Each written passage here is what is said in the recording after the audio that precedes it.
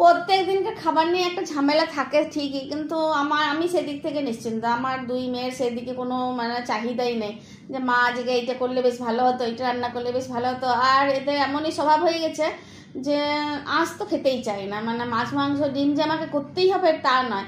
আমি কিন্তু সপ্তাহে 7 দিনের মধ্যে বোধহয় 5 দিন তো মানে শাকসবজিই খাই, আর 2 দিন হয়তো মাছ মাংস কিছু করি। তো সেরকমই আজকে রান্না করে নিলাম ভেন্ডি ভুনা। তো তার জন্য আমি তোমার এই পেঁয়াজগুলো একটু বেশ বড় বড় করে কুচি করে নিয়েছিলাম, একটু বড় সাইজে রেখেছিলাম। আর রসুনের কোয়াগুলো বেছে নিয়েছিলাম কিন্তু কুচি করে নিই।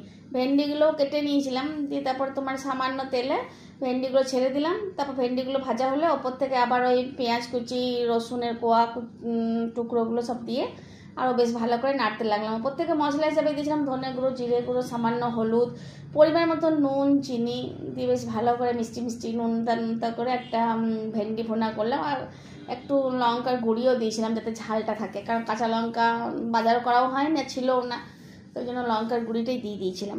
তো বেশ ভালোই লাগলো খেতে, কিন্তু ভাতের সাথে, গরম ভাতের সাথে মানে সমস্ত ভাতটাই এই ভেন্ডি ভুনা দিয়েই খাওয়া হয়ে গেছে। এটার জন্য আর আলাদা করে ডাল, শসা, টক দই বা অন্য কিছু নিতে হয়নি। তো তোমরা চাইলে কিন্তু একদিন এটা রান্না করে খেতেই পারো, ভালোই লাগবে খেতে।